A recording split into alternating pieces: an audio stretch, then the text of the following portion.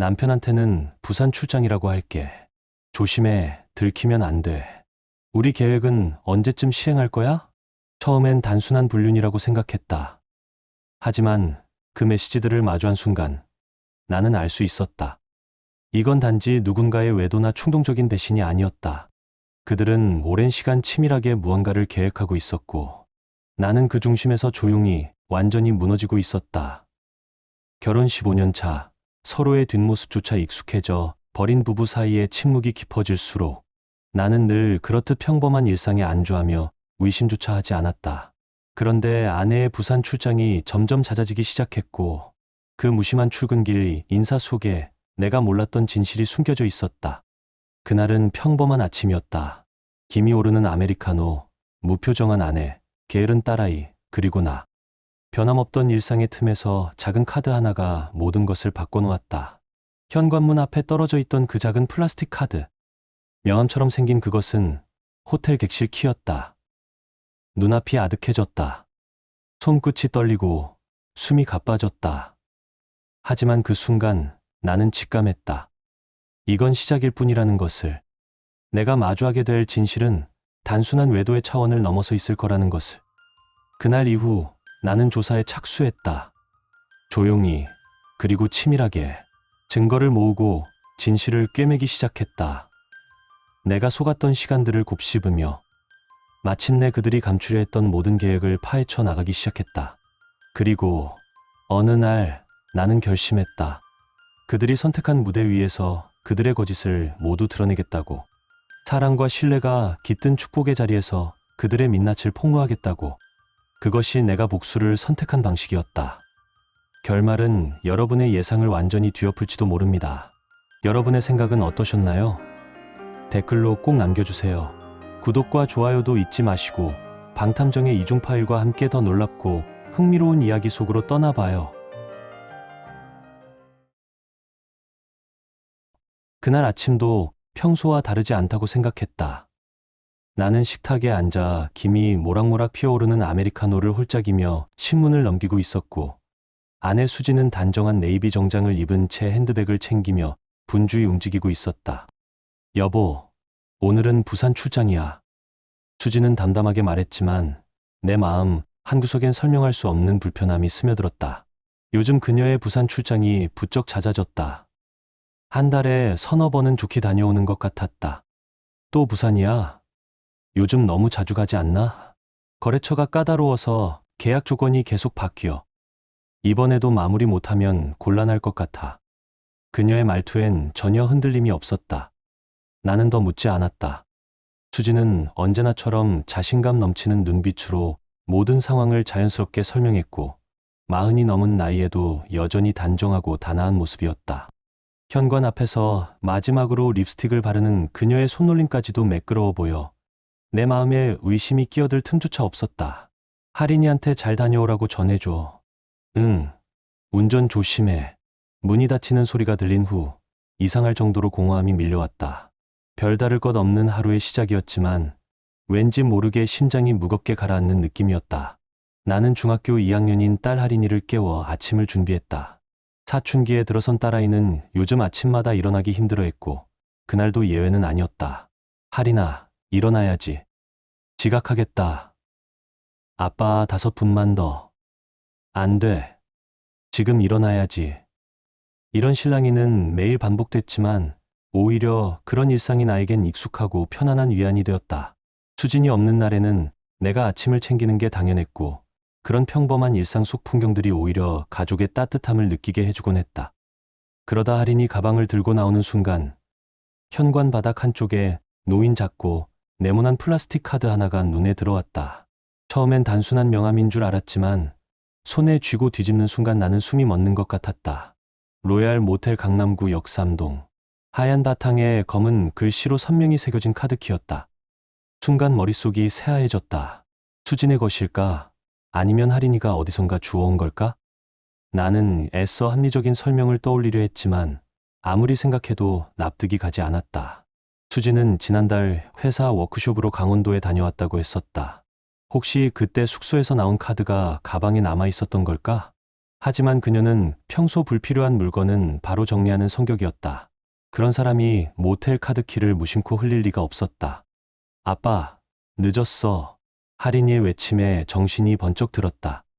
나는 카드키를 조용히 주머니에 넣고 아무렇지 않은 척 운전대를 잡았다. 딸아이를 학교에 데려다 주기 위해 나선 길. 내 손끝은 긴장으로 굳어 있었다. 운전 중에도 머릿속은 카드키 생각으로 가득 찼다. 할인이가 조용히 내 얼굴을 바라보다가 물었다.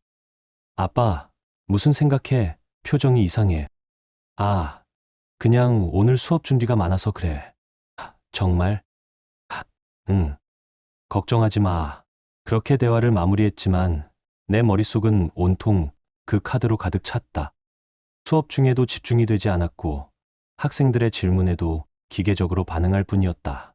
선생님, 대동법은 언제 시행됐나요? 1608년부터 단계적으로 시행됐단다. 평소 같았으면 대동법의 배경과 의미를 조목조목 설명하며 학생들의 이해를 도왔겠지만 그날은 내 목소리조차 건조하게 들렸다. 내 정신은 온통 그 카드키에 붙잡혀 있었다. 수진. 그녀에게 도대체 무슨 일이 있는 걸까? 아니면 정말 단순한 실수였던 걸까? 아무리 애써도 그날 아침의 의심은 쉽게 사라지지 않았다. 마음속 어딘가에 끈질기게 남아있는 무언가가 내내 나를 붙잡고 놓아주지 않았다. 점심시간 교무실 한쪽 구석에 앉아 조용히 도시락을 꺼냈다. 김이 모락모락 피어오르는 도시락 뚜껑을 열었지만 젓가락은 손에서 멈췄고 시선은 창밖으로만 향했다. 마음은 자연스럽게 아침에 주운 그 모텔 카드로 되돌아갔다. 옆자리 선생님들이 서로 농담을 주고받으며 웃는 소리가 들려왔지만 나는 그 대화에 전혀 끼어들 수 없었다. 생각이 깊어져 있다는 걸 들키지 않으려 애써 웃어 보였지만 감정이 담기지 않은 표정이었다. 정우야, 오늘 왜 이렇게 멍하냐? 아, 내 그냥 요즘 잠을 잘 못 자서요. 밤에 뭐 하길래 그래? 얼굴이 축 처졌네. 별건 없어요. 일찍 자려고 해도 자꾸 뒤척이게 되네요. 입으로는 대충 말을 이어갔지만 머릿속은 여전히 텅 비어 있었다. 정확히 말하자면 그 공간은 카드키라는 단 하나의 이미지로 가득 차 있었다. 평소 같았으면 가볍게 웃으며 넘겼을 상황이었겠지만 그날따라 모든 게 낯설게 느껴졌다. 수지는 실수를 잘하지 않는 사람이었다.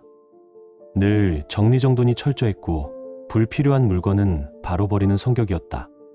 그런 그녀가 모텔 카드키 같은 것을 무심히 떨어뜨릴 리 없다는 생각이 점점 내 확신이 되어갔다. 그 사실 하나만으로도 마음은 불편하고 무거워졌다. 나는 교직 생활 25년 동안 수많은 학생들의 거짓말을 들어왔다. 지각한 이유, 숙제를 안 해온 핑계, 시험에서 커닝하다 들켰을 때의 당황한 변명, 그 모든 거짓말엔 공통점이 있었다. 과도한 설명, 눈빛의 흔들림, 그리고 침묵. 그 패턴이 똑같이 떠올랐다. 그리고 그 패턴 속에 이상하게도 수진의 얼굴이 겹쳐졌다. 오후가 되자 같은 학년 국어 담당 박민수 선배가 다가와 조용히 물었다. 요즘 무슨 일 있어? 얼굴이 너무 어두운데. 아니에요, 선배님. 그냥 생각할 게 좀 있어서요. 혹시 집에 무슨 문제라도 생겼어? 민수 선배는 나보다 2살 위였고 학교에서도 내게 형처럼 편하게 대해주는 사람이었다. 한참을 망설이다가 조심스레 말했다. 확인해봐야 할 게 있어서요. 아직은 정확하지 않아서 말씀드리긴 어렵네요. 그래도 혼자 끙끙 앓지 마. 도움이 필요하면 언제든 말해. 그 따뜻한 말에 나도 모르게 고개를 끄덕였다. 감사합니다, 선배님. 퇴근 후 나는 집 거실에 앉아 조용히 노트북을 켰다. 주머니에서 꺼낸 모텔 카드키를 다시 확인한 뒤 검색창에 로얄 모텔 강남을 입력했다. 잠시 후 화면에는 낡아 보이는 3층짜리 건물이 떴다. 객실 수는 많지 않았고 시간제 이용 가능하다는 문구가 눈에 들어왔다. 위치는 강남역 근처였다. 심장이 쿵 내려앉는 소리가 들리는 듯했다. 수진의 회사는 여의도에 있다. 그리고 그날 그녀는 부산 출장이라고 말했다. 강남역 근처 모텔과는 전혀 연관이 없는 동선이었다. 만약 김포공항으로 이동한다면 여의도에서 바로 가는 게 가장 빠르다. 강남은 오히려 반대 방향이다. 이건 도저히 설명이 되지 않았다.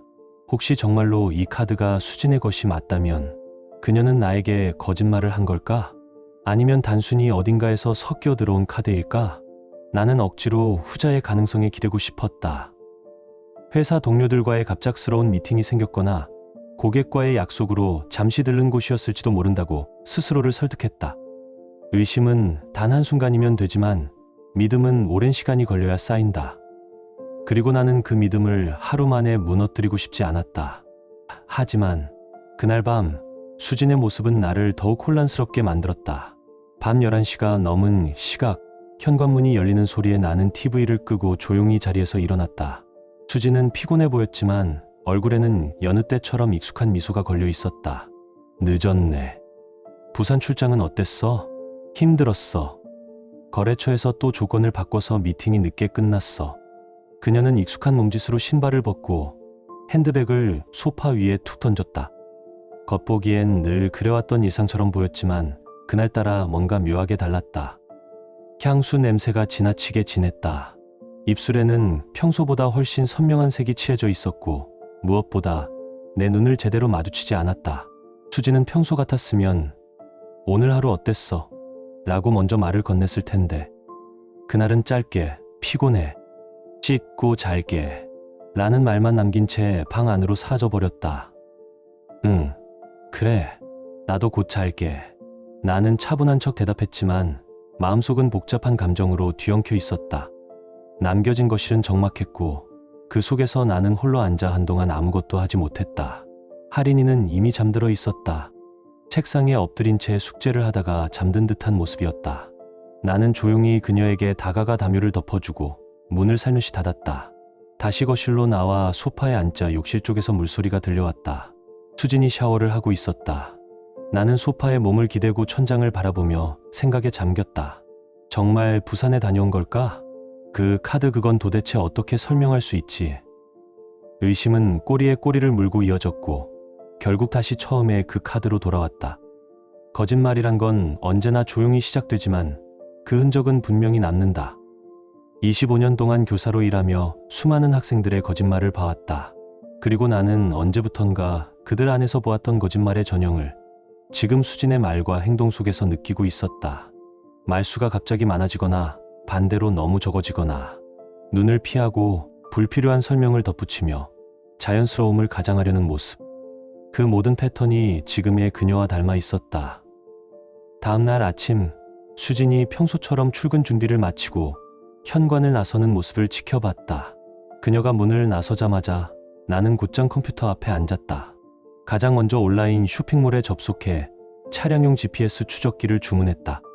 실시간 위치 확인이 가능하고 이동 경로까지 기록되는 12만 원짜리 제품이었다. 배송 예정일은 이틀 후. 생각보다 빠른 배송이 다행이었다. 그리고 곧바로 엑셀 파일을 열었다. 기억을 더듬으며 수진이 말했던 출장 일정을 하나하나 정리하기 시작했다. 출장 장소, 출발 시각, 귀가 시각. 몇 달치를 정리하다 보니 뭔가 이상한 패턴이 눈에 들어왔다. 부산 출장이 너무 잦았다. 한 달에 3번 이상. 게다가 그 대부분이 당일치기였고 귀가 시간은 늘 밤 11시 전후였다.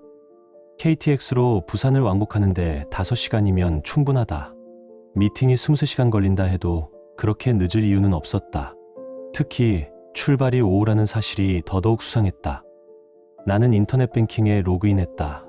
집안의 가게 관리는 내가 전담하고 있었기에 카드 사용 내역도 전부 확인할 수 있었다. 최근 3개월간의 신용카드 사용 기록을 조회하는 순간 심장이 철렁 내려앉았다. 수진이 부산 출장이라고 말했던 날짜들에 강남 지역의 고급 레스토랑, 카페, 호텔, 꽃집 등에서 결제된 내역이 빼곡히 찍혀 있었다. 정확히 말하자면 출장과는 아무 상관도 없는 누군가와 데이트라도 했을 법한 흔적들이었다. 특히 어느 이탈리안 레스토랑에서 15만 원짜리 코스 요리를 결제한 내역이 눈에 띄었다. 결제 시각은 저녁 7시. 그 시간에 부산에 있었다면 도저히 강남에서 결제가 될 수 없었다. 와인바, 커피숍, 그리고 작은 꽃집에서의 결제 기록들까지 마치 누군가와 데이트를 하듯 정성스러운 흔적이었다. 나는 밤새 잠을 이루지 못했다. 옆자리에서 고요히 잠든 수진의 얼굴을 보며 묻고 또 물었다. 이 사람이 정말 나를 배신한 걸까? 아니면 내가 오해하고 있는 걸까? 하지만 이 모든 정황은 단순한 오해로는 설명되지 않았다. 사소해 보였던 모텔 카드 하나가 이제는 치밀한 거짓말의 시작점으로 보였다. 나는 더 이상 외면할 수 없었다. 다음 날은 금요일이었다. 수지는 평소처럼 출근 준비를 마치고 밝은 얼굴로 현관문을 나섰고 나 역시 억지로 평정을 가장한 채 학교로 향했다. 하지만 마음은 수업에 집중되지 않았다. 머릿속은 계속해서 어제의 기록들로 가득했고 교실은 낯설고 멀게만 느껴졌다. 선생님, 임진왜란이 언제 일어났나요? 1592년 아니 뭐라고 했지? 임진왜란이요. 아 맞다. 1592년이야. 학생들의 눈빛이 걱정스럽게 느껴졌지만 나는 애써 웃었다. 하지만 속은 이미 무너지고 있었다. 점심시간 나는 핸드폰을 꺼내 수진에게 전화를 걸었다. 여보, 뭐해? 회의 중이야. 나중에 전화할게. 그래, 오늘도 늦어? 글쎄, 일찍 끝나면 바로 들어갈게. 그녀의 목소리는 차가웠고 통화는 1분도 채 되지 않아 끊겼다. 예전이라면 점심 뭐 먹었어? 오늘은 어땠어? 같은 말들을 주고받았겠지만 이젠 더 이상 그런 대화도 없었다. 그 주 월요일 택배가 도착하자마자 수진이 출근한 틈을 타 차고로 내려갔다. 조심스럽게 차량 밑부분에 GPS 추적기를 설치했다. 손끝이 떨렸지만 눈은 냉정했다. 이제는 기다리는 일만 남았다. 모든 조각이 맞춰질 때까지 나는 끝까지 확인할 것이다. 그녀가 어디에, 누구와, 어떤 시간을 보내는지 그 진실을 더 이상 피하지 않기로 했다. 새벽 6시 알람이 울리기도 전에 눈을 떴습니다. 수지는 욕실에서 샤워 중이었고 나는 조용히 옷을 걸쳐 입고 차고로 내려갔습니다. 손에는 며칠 전 도착한 GPS 추적기가 들려 있었어요. 설명서에 따르면 배터리 수명은 한 달. 그 정도 시간이면 충분했습니다. 자석 부착형이라 설치는 간단했어요. 차량 하부, 바퀴 뒤쪽 어둡고 손이 닿지 않는 위치에 조심스럽게 부착했죠. 그곳은 그녀가 아무리 세차를 해도 눈치채기 힘든 곳이었습니다. 그날부터 나는 냉정하게 그리고 철저하게 수진의 모든 동선을 기록하기 시작했습니다. 휴대폰 앱을 통해 실시간 위치 확인은 물론 이동 경로와 체류 시간까지 모두 추적할 수 있었죠. 처음 며칠 동안은 평범했어요. 집에서 회사, 회사에서 집, 점심시간에 사무실 근처 식당에서 식사하는 모습까지 모두 예상대로였습니다. 하지만 일주일째 되는 수요일, 수진이 부산 출장이라고 말한 날, 추적기는 전혀 다른 위치를 가리키고 있었습니다. 오후 2시, 그녀의 위치는 강남의 한 모텔 앞이었습니다. 정확히 3시간 동안 그곳에 머무른 뒤 회사로 돌아갔고 퇴근 시간까지 사무실에 있었습니다. 치밀한 알리바이였어요. 말로는 부산, 실제로는 강남. 나는 믿고 싶지 않았습니다. 기계 오류일지도 모른다고 스스로를 설득했죠. 하지만 두 번째, 세 번째 같은 패턴이 반복되면서 내 마음은 오히려 차분해졌습니다. 감정이 앞서면 실수를 하게 돼요. 나는 감정이 아니라 사실이 필요했습니다. 그 다음 주 나는 병가를 냈습니다. 학교에 몸살이 났다고 보고하고 직접 그녀를 따라가 보기로 했습니다. 아침부터 긴장으로 손에 땀이 맺혔지만 표정은 최대한 평온하게 유지했죠. 수지는 평소처럼 정장을 입고 회사로 향했고 나는 멀찍이 그녀의 뒤를 따랐습니다. 점심시간이 되자 그녀는 회사를 빠져나와 택시를 탔습니다. 목적지는 강남역 근처 내가 기억하고 있는 그 모텔이었습니다. 3층짜리 소규모 건물, 1층엔 편의점이 있었죠. 나는 모텔에서 100m쯤 떨어진 공영주차장에 차를 세우고 카페 창가에 앉아 관찰했습니다. 심장은 빠르게 뛰었고 손끝은 차가웠지만 눈은 또렷했습니다. 25년 조사 생활 동안 쌓인 관찰력과 인내심이 그날 가장 빛났습니다. 오후 2시를 조금 넘긴 시간, 한 남자가 모텔 앞 골목에서 나타났습니다. 신장이 크고 또렷한 이목구비, 정갈한 회색 수트를 입은 그는 누가 봐도 전문직으로 보였어요. 그런데 그의 얼굴을 보는 순간 숨이 멎는 듯했습니다. 이재민, 바로 그 남자였습니다. 결혼 직전까지 수진과 약혼했던 그녀의 과거였습니다. 그들이 헤어진 건 그의 부모가 수진의 집안을 반대했기 때문이라 들었죠. 그리고 그녀는 나를 만났습니다. 둘은 자연스럽게 인사를 나누었고 잠시도 머뭇거리지 않고 모텔 안으로 들어갔습니다. 손을 맞잡고 웃으며 아주 익숙한 걸음으로. 그 순간 내 가슴 어딘가가 확 무너져 내렸습니다. 수진의 얼굴엔 오랜 시간 나에게선 볼 수 없었던 미소가 떠올라 있었죠. 장난기 섞인 말투, 밝고 경쾌한 웃음소리. 그건 우리가 연애하던 시절 그녀가 내게 보여주던 모습 그대로였습니다. 결혼 후 단 한 번도 들은 적 없었던 자유롭고 행복해 보이는 웃음. 나는 멍하니 그 모습을 바라봤습니다. 그녀는 나와의 삶 속에서 사라진 수진이 아닌 과거 속으로 돌아간 듯 그 남자의 곁에서 다시 살아난 듯 했습니다. 창가에 앉은 나는 말없이 커피잔을 쥔 채 아무 말도 할 수 없었습니다. 내가 15년 동안 함께했던 시간은 무엇이었을까? 그녀에겐 나는 그저 잠시 머물던 정류장이었을까? 아니면 안전하지만 지루했던 선택이었을까? 정오의 햇빛이 따갑게 내리쬐었지만 그날 내 안에 무언가는 영원히 얼어붙었습니다. 3시간이 지나고 두 사람이 모텔에서 나오는 모습을 멀리서 지켜봤습니다. 수진의 얼굴은 상기돼 있었고 이재민은 어딘가 만족스럽고 느긋한 표정이었죠. 그들은 서로의 시선을 피하지 않고 짧게 입맞춤을 나누더니 곧 각자 다른 방향으로 향했습니다. 수진은 택시를 타고 다시 회사 방향으로, 이재민은 자신의 외제차를 타고 유유히 어디론가 떠났습니다. 나는 그 모습을 차 안에서 숨죽이며 지켜봤죠. 그 순간 문득 더 끔찍한 생각이 머릿속을 스쳤습니다. 이재민 그 사람은 지금 강남에서 성형외과를 운영하는 의사입니다. 몇 년 전 잡지 기사에서 그의 병원 인터뷰를 본 기억이 떠올랐습니다. 혹시 단순한 불륜이 아닌 더 큰 계획이 있는 건 아닐까? 설마 나를 완전히 제거하려는 과대망상이라고 스스로 다독이면서도 그 의심을 지울 수 없었습니다. 그들의 대화를 직접 보기 전까지는 확신할 수 없었지만 불길한 예감은 점점 구체적인 그림으로 다가왔습니다. 집으로 돌아온 수진은 여느 때와 다름없이 행동했습니다. 아무 일도 없었다는 듯 평온하고 상냥한 목소리로 나를 맞이했어요. 여보, 오늘 일찍 왔네? 응, 수업이 일찍 끝나서. 부산은 어땠어? 힘들었어. 거래처에서 조건을 또 바꿔서. 그래서 늦었구나. 응, 저녁까지 미팅했거든. 말도 안 되는 거짓말이 이렇게 자연스럽게 흘러나온다는 사실이 소름 끼쳤습니다. 내가 직접 본 그 3시간 동안의 진실을 그녀는 단 한 점의 망설임도 없이 출장이라고 덮어씌우고 있었죠. 이런 식으로 몇 번이나 몇 달, 아니 몇 년을 날 속여온 걸까요? 하지만 나는 감정을 드러내지 않았습니다. 아직은 때가 아니었습니다. 오늘 할인이 수학 시험 본 날이지. 결과 어땠대? 아직 안 물어봤어. 할인아, 엄마 왔다. 나와서 인사해라. 할인이가 방에서 나와 수진 품에 안겼습니다. 엄마, 오늘 시험 잘 봤어. 그래, 우리 딸 최고다. 그 모습을 보고 있자니 참을 수 없는 분노가 솟구쳤습니다. 이중적이란 말로는 부족했죠. 가정에서는 헌신적인 엄마, 회사에서는 완벽한 커리어우먼.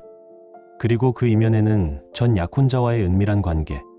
그날 밤 수진이 잠든 후 나는 그녀의 휴대폰을 손에 들었습니다. 비밀번호는 여전히 변하지 않았습니다. 0908 할인이의 생일. 어느새 손이 떨리고 있었습니다. 메시지함을 여는 순간 화면에 뜨는 대화 내용은 나를 숨막히게 했습니다. 재민, 오늘 조심해. 남편이 의심하는 것 같아. 수진, 뭘 보고 그래? 재민, 요즘 자꾸 널 뚫어져라 쳐다봐.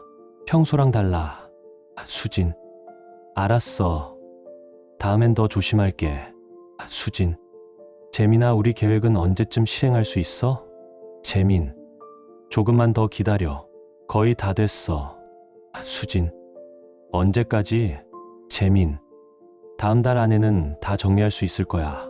숨이 턱 막혔습니다. 계획, 정리. 그들이 말하는 정리는 도대체 무엇을 뜻하는 걸까? 혹시 나를, 우리의 가정을? 나는 숨을 참고 화면을 더 아래로 스크롤했습니다. 두 사람의 메시지는 몇 달 전부터 이어져 있었고 마치 연인처럼 일상을 공유하고 있었습니다. 그리고 그 안에는 나를 향한 비아냥과 조롱까지 섞여 있었죠. 그 순간 내 안에서 무언가가 바스러지며 꺾였습니다. 이건 단순한 불륜이 아니었습니다. 그녀는 이제 내 아내도 내 아이의 엄마도 아니었습니다. 그녀는 내 적이었습니다. 몇 달 전부터 주고받은 메시지들은 예상보다 훨씬 더 충격적이었습니다. 오늘 오후 2시에 평소 그곳에서 만나자. 알겠어. 남편한테는 부산 출장이라고 할게. 조심해. 들키면 안 돼. 걱정하지 마. 오랜 시간 한 번도 의심한 적 없어. 그 내용들은 수십 개에 달했죠. 단순한 육체적 만남이 아니었습니다. 그들은 감정적으로도 깊이 얽혀 있었고 과거와 미래를 함께 이야기하고 있었습니다. 그때 우리가 헤어진 것도 운명이었나 봐. 결혼했으면 지금처럼 몰래 만날 필요도 없었을 텐데. 하지만 이렇게 다시 만난 것도 운명이야. 그들은 지금의 이 배신을 운명이라 부르고 있었습니다. 더는 감정적으로 반응할 수 없었습니다. 이건 단순한 불륜이 아니었습니다. 명백한 인생 파괴 시도였죠. 다음 날부터 나는 그들을 철저하게 분석하기 시작했습니다. 이재민에 대해 조사해보니 그는 강남 한복판에서 리더스 성형외과라는 병원을 운영하고 있었습니다. 홈페이지를 보니 10명 이상의 의료진과 첨단 장비를 갖춘 중대형 규모의 병원이었죠. 하지만 뜻밖의 정보를 접하게 됐습니다. 최근 병원 경영이 악화되어 매각을 고려 중이라는 소문이 있었고 의료진도 줄고 환자도 급감하고 있다는 기사 댓글까지 발견했습니다. 경제적으로 흔들리고 있는 상태였죠. 반면 나는 안정적인 공립학교 교사로 25년째 재직 중이고 수진 역시 제약회사 팀장으로 탄탄한 커리어를 유지하고 있었습니다. 과거에는 수진이 반대받던 입장이었지만 이제는 상황이 뒤바뀌었죠. 그럼에도 불구하고 수진은 과거의 약혼자와 손잡고 나를 속이고 딸까지 데려가려는 계획을 세우고 있었습니다. 나는 곧바로 강남의 유명 이혼 전문 변호사를 찾았습니다. 경력 20년 이상 된 베테랑이었고 수많은 불륜 소송을 맡았던 인물이었죠. 선생님, 증거 수집이 충분해 보입니다. 그러나 불륜뿐 아니라 재산 문제도 염두에 두셔야 합니다. 특히 상대방이 도주를 준비하거나 자산을 숨기는 경우가 많습니다. 그 말이 현실이 되려는 듯 새로운 정황들이 나타났습니다. 며칠 후 나는 수진의 통화 기록을 분석하던 중 제주도의 부동산 중개업체와 빈번한 통화가 있었음을 발견했습니다. 그리고 더 충격적인 사실, 수진이 할인이의 학적부 사본을 요청한 기록이 있었죠. 학교 행정실에 확인해 보니 전학 사유로 요청했다고 합니다. 나와는 단 한마디 상의도 없이. 그 순간 머릿속이 새하얘졌습니다. 그들은 단지 도망치려는 것이 아니라 내 딸까지 빼앗으려 하고 있었습니다. 어떤 인간이 아버지를 배제한 채 아이의 인생을 결정할 수 있을까요? 아무리 아내라도 그건 용서받을 수 없는 죄였습니다. 나는 마음속으로 중얼거렸습니다. 이제 그만 놀아주자. 이제부터는 내가 주도권을 쥐는 쪽입니다. 그들이 미처 예측하지 못한 방식으로 감정이 아닌 증거와 법, 그리고 정밀한 계산으로 그들을 무너뜨릴 겁니다. 나는 그날부터 수진의 모든 행동, 재민의 행적, 심지어 그들의 경제적 연결고리까지 추적하기 시작했습니다. 그들보다 더 깊이, 더 치밀하게. 그리고 머지않아 그들의 가식적인 행복은 산산조각 날 것입니다. 내가 그랬던 것처럼 말이죠. 며칠 후 나는 수진이의 동생 결혼식이 곧 있다는 사실을 알게 되었다. 그녀는 언니로서 신부 가족을 대표하는 주요한 역할을 맡고 있었고 하객은 무려 200명에 달하는 대규모 결혼식이었다. 친지와 양가 가족은 물론 수진이의 직장 동료들까지 대거 참석할 예정이었다. 그 순간 나는 완벽한 계획을 떠올렸다. 이 자리에서 모든 진실을 드러내자.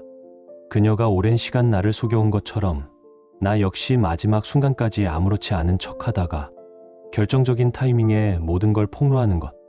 그 어떤 복수보다 극적이고 돌이킬 수 없는 한 방이었다. 복수를 위한 준비. 나는 수집해둔 모든 증거들을 시간순으로 정리해 파워포인트로 만들었다. 사진, 위치 추적 데이터, 문자 메시지, 통화 기록 모두 날짜와 시간까지 정확히 기입했다. 법정에서도 사용할 수 있을 만큼 정밀하고 구조적인 문서였다. 웨딩홀의 AV 시설도 사전에 확인했다. 스크린 크기, 음향, USB 포트 상태까지 꼼꼼히 체크했고 파일은 USB뿐 아니라 클라우드에도 백업해 두었다. 그리고 가장 중요한 존재, 할인이에게도 조심스럽게 설명했다. 할인아, 아빠가 너에게 중요한 이야기를 해줘야겠어. 왜요? 무슨 일이에요? 엄마랑 아빠가 지금 조금 복잡한 상황이야. 하지만 아빠는 언제나 내 편이라는 걸 꼭 기억해줘. 할인이는 모든 걸 이해하진 못했지만 그 말의 무게만큼은 느낀 듯 조용히 안기며 고개를 끄덕였다. 결혼식 당일 토요일 오후 2시 30분 웨딩홀 메인홀엔 정장을 차려입은 하객들로 가득했다. 수진이는 신부 어머니와 함께 하객을 맞이하며 바쁘게 움직이고 있었고 이재민은 하객석 뒷줄에 앉아 있었지만 그 존재감은 분명했다. 사람들의 시선이 그에게 자주 머물렀고 수진이와는 눈도 마주치지 않는 척했지만 나는 알고 있었다. 그들이 얼마나 치밀하게 모든 걸 감춰왔는지. 진실의 축사. 원래 신부 가족을 대표한 축사는 수진이가 할 예정이었지만 나는 일부러 대신하겠다고 말했다. 언니가 너무 바쁘니까 내가 대신할게. 수진이는 잠깐 의아해했지만 고맙다며 웃었다. 나는 단상 위로 천천히 올라섰다. 심장은 빠르게 뛰었지만 25년 교직 생활로 단상은 익숙한 공간이었다. 마이크를 들고 천천히 입을 열었다. 안녕하세요. 신부 가족을 대표해 인사드리는 김성우입니다. 환한 박수가 쏟아졌고 사람들은 평범한 축사를 기대하고 있었다. 하지만 내 목소리는 점점 무게를 띠기 시작했다. 결혼이란 두 사람이 맺는 가장 신성한 약속입니다. 신뢰와 진실, 그리고 책임이 바탕이 되어야 하죠. 처음엔 미소 짓던 얼굴들이 하나둘 굳어졌다. 하지만 그 약속이 일방적으로 깨졌을 때, 그리고 그 사실이 오랫동안 은폐되어 왔다면 우리는 어떻게 해야 할까요? 수진이의 얼굴이 창백해지기 시작했고 이재민은 손으로 출입구 쪽을 스며시 가리키며 불안한 기색을 감추지 못했다. 폭로의 순간. 오늘 이 자리에서 저는 진실을 밝히고자 합니다. 이 사례는 단순한 가정의 문제가 아니라 결혼의 본질을 되새기게 하는 이야기입니다. 그 말과 함께 뒤쪽 스크린에 첫 번째 이미지가 떴다. 수진이가 모텔에서 나오는 CCTV 캡처였다. 하단에는 정확한 날짜와 시간이 명시되어 있었고 그 순간 웨딩홀 안은 정적에 휩싸였다. 사람들의 시선이 수진이에게로 향했고 그녀는 숨조차 쉬지 못한 듯 서 있었다. 이제 나는 두 번째 슬라이드를 띄울 준비를 하고 있었다. 거기에는 이재민과 나눈 문자 메시지가, 그리고 그들의 도주 계획이 담긴 날짜별 기록이 있었다. 이 순간부터 모든 것이 바뀌게 될 것이다. 나는 단지 복수를 시작했을 뿐이다. 가면은 벗겨졌고 진짜 얼굴은 드러났다. 하객들 사이에서 수근거림이 시작되었다. 저분이 신부 언니 아니야? 저 장소, 모텔 같은데? 설마 불륜? 스크린에는 두 번째 사진이 나타났다. 수진이와 이재민이 손을 잡고 걷는 모습이었다. 화질은 선명했고 얼굴도 또렷하게 보였다. 순식간에 웨딩홀은 술렁이기 시작했다. 저게 사실이면 정말 말도 안 돼. 저 사람이 남편이 아니라면 이건 그냥 스캔들이 아니야. 수진이의 얼굴은 점점 창백해졌다. 자리에서 일어서려 했지만 다리에 힘이 풀렸는지 그대로 주저앉고 말았다. 옆에 있던 어머니가 놀란 얼굴로 묻는다. 수진아, 이게 도대체 뭐니? 그러나 수진이는 말없이 숨만 가쁘게 내쉴 뿐이었다. 뒤편에 앉아있던 이재민은 급히 뒷문으로 빠져나가려 했다. 나는 마이크를 쥔 채 담담하게 말했다. 수진아, 오랜 시간 동안 나한테 했던 걸 생각하면 이 정도는 약한 편이지. 순간 웨딩홀 전체가 조용해졌다. 그 누구도 말하지 않았고 모든 시선이 단상 위로 쏠렸다. 수진이는 떨리는 목소리로 말했다. 성호야, 제발 그만해줘. 이재민이 앞으로 다가왔다. 그의 얼굴은 창백했고 입가에 어색한 미소가 걸려 있었다. 그는 말한다. 성호야, 이건 우리끼리 해결할 문제잖아. 나는 고개를 저으며 말했다. 우리끼리? 지금까지 너희가 내 등 뒤에서 벌인 일들이 과연 우리끼리 해결할 일이었을까? 스크린에는 위치 추적 기록이 나타났다. 정확한 날짜, 시간, 장소, 체류 시간까지 모두 명시되어 있었다. 3월부터 최근까지 6개월 동안의 기록이었다. 그 다음으로 신용카드 사용 내역이 공개되었다. 같은 날, 같은 시간, 같은 장소에서 결제된 커플 메뉴, 와인, 꽃다발 등이 증거로 나열되었다. 웨딩홀은 점점 정적에 잠겼다. 누구도 말을 하지 않았고 하객들은 충격의 말을 잃었다. 마지막으로 메시지 내용이 화면에 떴다. 너무 적나라한 내용은 제외한 채 결정적인 대화만 정리해 보여주었다. 남편한테는 부산 출장이라고 할게. 조심해, 들키면 안 돼. 우리 계획은 언제쯤 시행할 거야? 다음 달엔 모든 걸 정리할 수 있을 거야. 나는 마이크를 고쳐잡고 말했다. 오랜 시간 동안 저는 이들에게 철저히 속았습니다.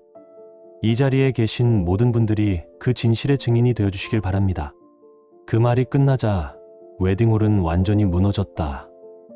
신부는 오열했고 신랑은 얼굴이 새하얘져 아무 말도 못했다. 신부 부모는 수진이를 질책했고 하객들은 술렁이며 사태를 파악하려 애썼다. 이재민은 이미 홀을 빠져나갔다.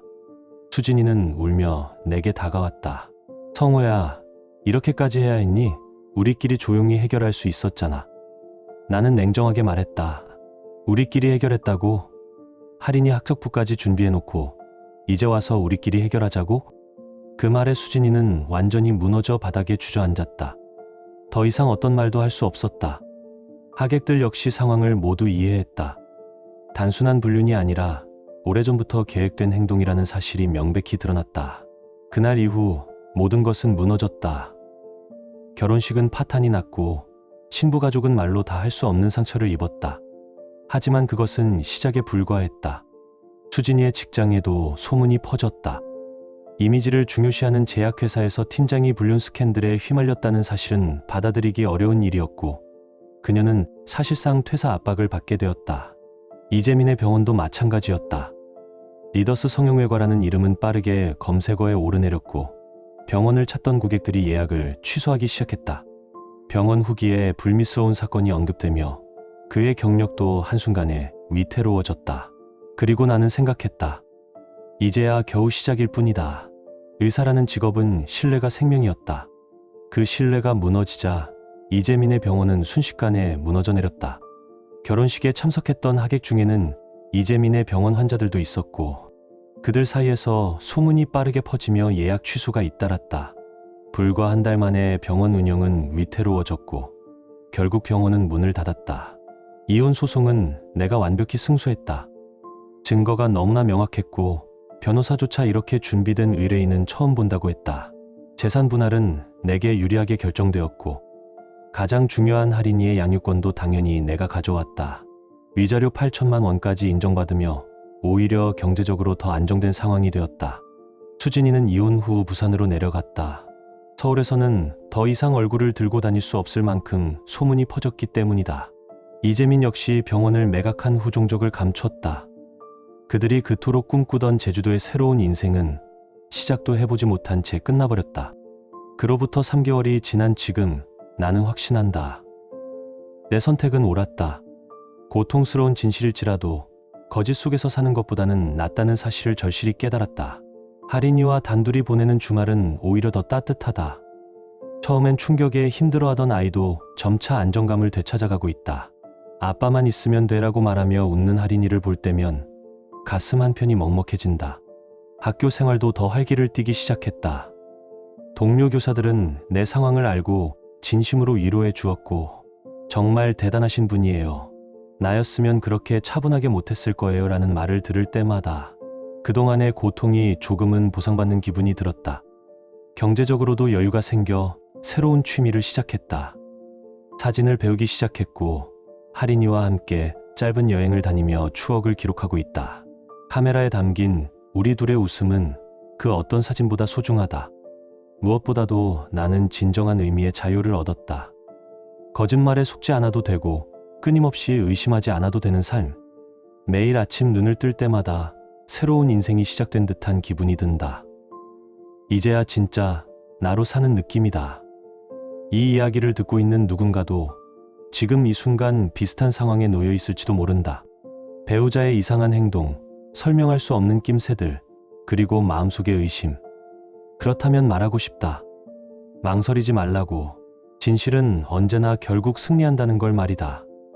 다만 반드시 기억해야 할 것은 감정적인 대응은 오히려 자신에게 불리하게 작용할 수 있다는 것이다. 체계적으로 차근차근 준비해야 한다. 증거를 수집하고 법적인 조언을 받고 완벽한 타이밍을 기다려야 한다. 추적 장치나 카드 내역, 통화 기록 등은 이제 쉽게 확보할 수 있다. 하지만 반드시 합법적인 방법 안에서 움직여야 한다. 그리고 아이들에 대한 배려는 잊지 말아야 한다. 나는 할인이에게 미리 상황을 설명했고 그것이 정말 다행이었다고 생각한다. 만약 갑작스럽게 알게 되었더라면 훨씬 더 큰 상처를 받았을 것이다. 아이들은 생각보다 강하다. 진실을 알 권리도 있다. 누군가의 헌신과 사랑을 배신으로 되갚은 사람들의 최후는 결국 비참하다. 수진이는 지금 고향의 작은 회사에 다니며 과거를 숨기고 살고 있다. 이재민도 어딘가에서 새 출발을 하려 하겠지만 이제 세상에 완전한 비밀이란 없다.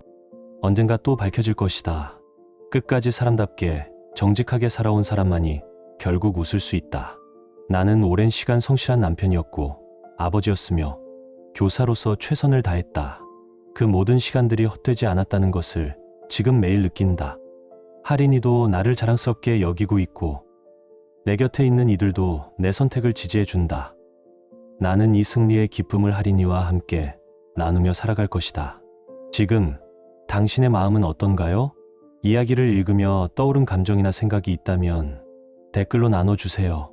당신의 진심 어린 한마디가 누군가에겐 큰 위로가 될 수 있습니다. 이 짧은 이야기 속에 작은 온기나 잊고 지낸 감정 하나라도 담겨 있었다면 그것만으로 이 이야기는 충분히 의미 있는 시간이었을 거예요. 좋아요와 구독 그리고 공유는 이런 따뜻한 이야기가 더 많은 사람의 하루에 조용히 스며들 수 있는 힘이 됩니다. 함께 해주셔서 고맙습니다. 당신의 하루에도 조용한 평안과 따뜻한 사람이 함께하길 진심으로 바랍니다.